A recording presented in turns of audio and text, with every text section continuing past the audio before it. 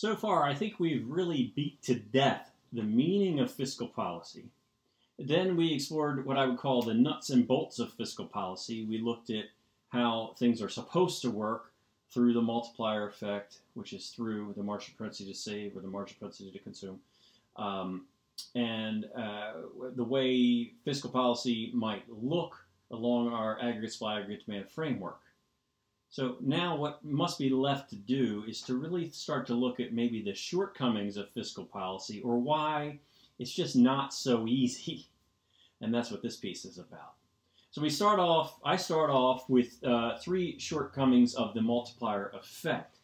Like when I described how a person has money in their pockets through some government stimulus, either tax cuts or government spending, and a person goes out and spends it, each of us goes out and spends it, or a portion of it, depending upon our marginal propensity to consume, then other people have money in their pockets and so forth and so on. Well, what things might get in the way of that beautiful thing actually happening? And the first of these is something I had not touched upon along the way. The others I think I have, but the first I haven't. It's called crowding out. And the reason that we could expect crowding out to happen is because aggregate demand is not made of just government spending. Aggregate demand is made of the components of the national income identity, which were C, I, G, and NX. And so when we increase G, government spending, we're going to not increase taxes, right? Because remember, the idea is to stimulate the economy. If the government were to raise taxes in order to raise spending, it would be stealing away from C or I right away to increase G. It would just be a substitution in the kind of production that the economy would be doing. It would be making government spending instead of private spending by taxing more. So that's really not an option. Hence, the economist's preference for the federal government being able to deficit spend. During bad economic times, we can increase government spending at the federal level since they can run a deficit at that government level and theoretically stimulate the economy the way we described. But in order to deficit spend, they have to borrow. And borrowing has a cost. It's the interest rate. Well, the federal government of the United States is considered a risk-free personal investment. Savings bonds or treasury bills, treasury bonds. Some of you watching this, your grandparents or someone in your life has probably given you or may have given you a savings bond, a U.S. savings bond. Sometimes they're called EE series for education series. And if you cash that while you're a student, you don't get taxed on the interest income on that. If it's a EE, I believe it's the designation EE. And if it's not, then it's taxable income. So that document that some of you may have seen, that is how the federal government borrows money. Bonds. That's how they do deficit spending. That's how they're able to spend more than they bring in. That instrument, the U.S. Treasury, that's considered the world's risk-free investment because the United States government has never defaulted on its loans. Starting with Alexander Hamilton, the first Treasury Secretary, he insisted that when the independent colonies each had their own war debts accumulated, that one federal government would honor those debts of the various states and followed through and paid those debts. Since that time, the U.S. government has been considered the most solvent institution in the world. And so, since they're so well regarded this way, as in having never defaulted, that means they get the lowest interest rate there is. It's like a credit rating. The better your credit rating, all else held constant, the lower the interest rate you can enjoy. Well, the federal government has the best credit rating in the world. So when they deficit spend, they get sort of dibs on the market for loanable funds. They can go out and borrow in that market like no one else can. Which means if you're a private company and you want to borrow from the same people who are interested in putting their money somewhere, you have to outbid the government. So when the government has more deficit spending, depending on the circumstances, it could be that the private sector has to pay higher interest rates in order to invest to meet what the government's borrowing. Because there are only so many people with money available to lend to the government or to IBM, Apple, Microsoft, and so forth. And they have to choose where to put their money. Well, the government's risk-free. IBM, Apple, and so forth, there's some risk there. Those are private companies. Private companies can have problems paying their debts. There's more risk than there is in the federal government. So they have to pay a higher interest rate. Well, if the federal government is borrowing more, they might have to pay a higher interest rate just to find somebody willing to put their money there, because consumption is more fun than saving. So as the government deficits rise, interest rates are likely to rise for private sector firms. So an increase in G might have an offsetting increase in I. So that in Y equals C plus I plus G plus NX, the increase in G, if it's offset in I, might leave Y the same. And we might not have any multiplier effect. We're cannibalizing the line for borrowing, is the argument of crowding out. That's what it's about. Not always going to happen. Hard to measure if it does, because it's hard to say what would have happened. But a real possibility, something that gets in the way of the elegant stuff that we described in the last video. So that's the first shortcoming of the multiplier effect. Another is the type of stimulus. This is something that we're all familiar with, even though we've never viewed it in this context. As I tried to allude along the way, if we are agreed upon increasing government spending rather than decreasing taxes, then there's the discussion of where do we spend the money. In the Great Recession, an interesting thing that occurred that most people watching this wouldn't remember, but I remember very well. The stimulus bill of the Great Recession, there were many bills that increased, that were expansionary fiscal policy. But there was one called the stimulus. It was $700 billion. And it was passed in the fall of 2008, the legislation to do the fiscal, this stimulus. I'm sorry, that was passed earlier. That was passed in the spring. The fall, it wasn't the stimulus that I'm thinking of, it was TARP, Troubled Asset Relief Program. It was also $700 billion. So those two bills alone were $1.4 trillion, $700 billion each. One was, the stimulus was first, and that was under the Bush administration. I believe I have my order correct here. And then TARP was in the fall. I might have them wrong, but I think I have it right. TARP was definitely in the fall of 2008, because what I remember is the Bush administration was in office, but Obama was coming into office on January 20th, 2009, Inauguration Day. And the Bush administration decided to do something which is fairly unusual in politics, I think, and that was to be generous and say, since we're having a change of administration, we are going to allocate half of the funds, $350 billion. You allocate the other half when you come into office in January, which doesn't actually happen very often, but it did happen. And so that sort of settled the debate as to where to spend that portion of the stimulus money, the TARP portion, because both parties just split it down the middle. There is a debate on how to spend stimulus money if G is indeed the route that policymakers agree upon doing at all. Some policymakers don't want to do anything.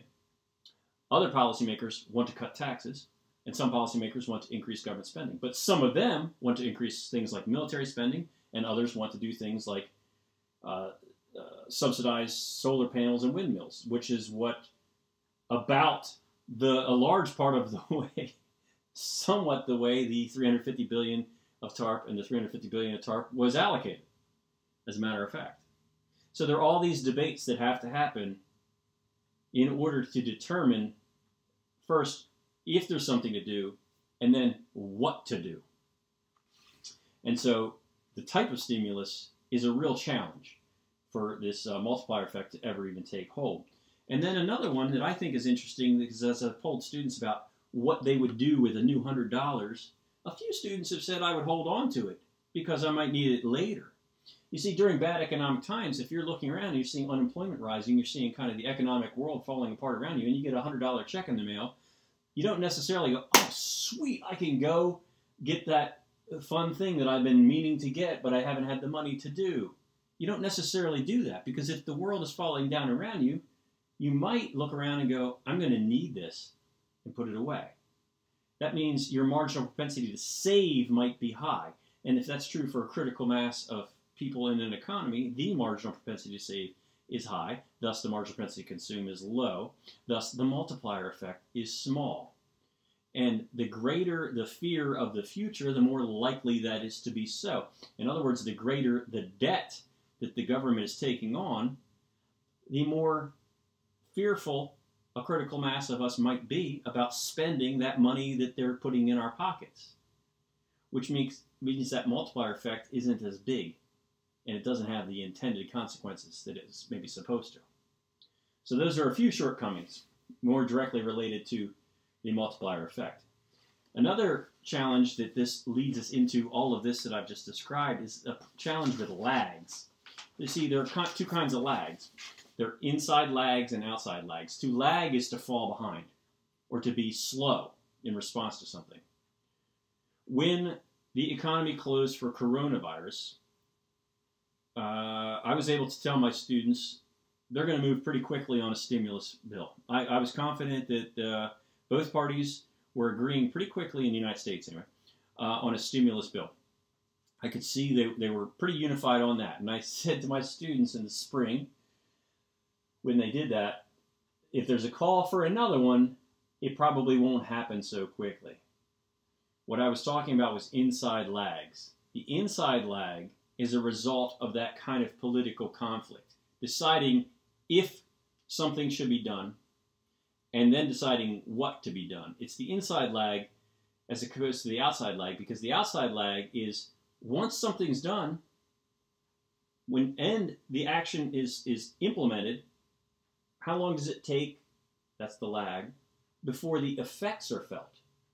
Well, if people just freely get the $100 checks and go out and spend a large portion of it, the outside lag is fairly small. But if it takes a long time for people to receive those checks, such as some of the stimulus that did come in the spring, the outside lag tends to be very long. By that, I mean in the spring, there was an enhancement of unemployment benefits for people who weren't allowed to work because of coronavirus in the spring of 2020. And some of the unemployment insurance agencies of various states around the country were very slow in getting that money out. So the inside lag was small. The federal government agreed fairly quickly to do something, and what the things to do were done pretty quickly. And then they were criticized for not doing things perfectly, by the way. But then when the money reached the states had problems implementing the policies and getting the money out into people's pockets. That is an outside lag. So there's two lags that might get in the way, and they might vary in how long they are in total. And if you think back to the aggregate supply, aggregate demand framework that I had up, if the economy had healed and then the money got out, we might be receiving the money after, not the case, it didn't turn out to be the case, but you don't know the future. It's possible that the lags add up so long that by the time we get the money, the people on the street who are supposed to be spending the money to stimulate the economy, we might receive it when the economy has already recovered on its own because some other variable changed. And now we might have an inflation problem and not a recession problem. So that gets in the way of the beautiful things that we described in the last video. Lags and the three things I've listed related to the shortcomings of the multiplier effect. Now, this leads me to some other things. Well, what if we always had some policies in place and we knew what they were so that we didn't have to worry so much about the lags because we knew they were going to enact automatically? These things are called automatic stabilizers, and there's some that are built into our economy. There are two examples on the top of my mind. One of them is the provision of unemployment insurance. Unemployment insurance is considered an automatic stabilizer because when unemployment rises, people file for unemployment insurance. They don't usually get, a person who files for unemployment insurance doesn't usually get 100% of the foregone earnings that they would have had at a job, but they get a fairly large percentage. Now consider a world without unemployment insurance. In that world, they would get nothing. Well, that means a couple things. For one thing, anytime you're working, you would probably be essentially producing your own insurance by saving more, which has positives and negatives. The positive is saving leads to investment, and the long-term rate of growth of our economy might be higher. The negative thing is that it decreases consumption because we may either consume or save, and that decreases employment because when we consume things, we employ people to make those things for us. That's one consequence of a world without unemployment insurance. But another one is, imagine that, a world with no unemployment insurance in it, and we hear of a recession. We hear of our friends and neighbors losing their jobs. How does that make us feel about spending money if there's no such thing as unemployment insurance? We're less likely to spend money than we are in our current system. We hoard our money because the risk is getting high of being unemployed, and we want to be able to feed our families. Well, as we stop spending money, what is that going to do to consumption? It's going to decrease it even further, which decreases employment even more or increases unemployment even more. So it becomes like a self-fulfilling prophecy. So the provision, the existence of an unemployment insurance system is an automatic stabilizer in our economy, because when we hear doom and gloom about the economy, we say, well, maybe subconsciously, maybe not consciously, but subconsciously we might say, well, this stinks, I'm worried, but at least I know I won't starve because I can get unemployment insurance. So you still, on average, we still spend a little bit more than we would in a world without it. And that supports the economy a little bit more than it would in the world without it. I hope that's making sense. Another automatic stabilizer, according to Miller, is the progressive tax system. Because when the economy is booming, many people in this world have very volatile incomes. When the economy is booming, there are people who their lifestyle is booming. But because of the progressive tax system, their marginal tax rate is rising during good economic times, so that their lifestyle isn't booming as much as it would be on a flat or a regressive system. And similarly, when the economy tanks, those same people with this very volatile incomes, there are a lot of people, many of the people that we refer to as rich people are the ones that are hurt worse in recessions in terms of their income falling. That means their tax rates are falling because of the progressive tax system, which gives them the ability to spend a larger percentage of their gross income than they otherwise would have if we had a flat tax system or a regressive tax system. So the progressive tax system is another cited instrument that is an automatic stabilizer in our economy. So that's a bit about those, and some things still related to the cons or the challenges of fiscal policy that we talked about. Now, a couple of last points that I'll make related to fiscal policy is I have a term in my notes from an author named Anderson that I like to bring up periodically, or each semester. The term is devolution or decentralization. Since we have different layers of government, we might think about where we want government services to come from. As we said, the public sector and public goods aren't necessarily the same thing. National defense is a pure public good. National defense in the United States only works well from the national government. It works very poorly when states are responsible for their own national defense. The colonies actually tried that. Because of the free rider problem, colonies central didn't have as much incentive to have a strong national defense or strong defense as colonies on the outskirts, because the threats are on the outskirts. So you have a free rider problem. Some want to or have to spend resources toward defense, and others do not. So national defense fits well with a federal government as the source of of that service, better than states. But it could be that some services are better provided by states or even local governments. And that's for each person to decide and think about. My encouragement here is just to actually think about it. The idea of moving services to a local level has a name. It's called devolution or decentralization. The textbook talks a little bit about grants. One thing that is done in our system in the United States is that the federal government will tax people, the people, and issue grants for particular purposes. These grants can be issued to even private institutions, public institutions like colleges and universities, and they can be issued to states and local governments. On the morning that I'm making this video, or yesterday it was actually, the governor of Maryland wrote a letter to the incoming president of the United States requesting federal funding related to the coronavirus. The type of funding that comes from the federal government to the states is called grants. And grants are dedicated for a particular purpose. If the idea is to support the state of Maryland's unemployment system, they'll have grants. If the answer is yes, if the federal government decides to do that, they'll send grants, they'll offer grants to the state of Maryland and other states for a particular purpose. Of course, there are problems with grants. Grants have strings attached. They must be used for that particular thing. And then you get into sometimes very political things about how they may be used or who may be eligible or other criteria around. Could be anything. The last state in the United States to allow drinking at the age of 18 was Louisiana. Is there a federal law that says the drinking age in the United States is 21? Do you think there's a federal law that says that?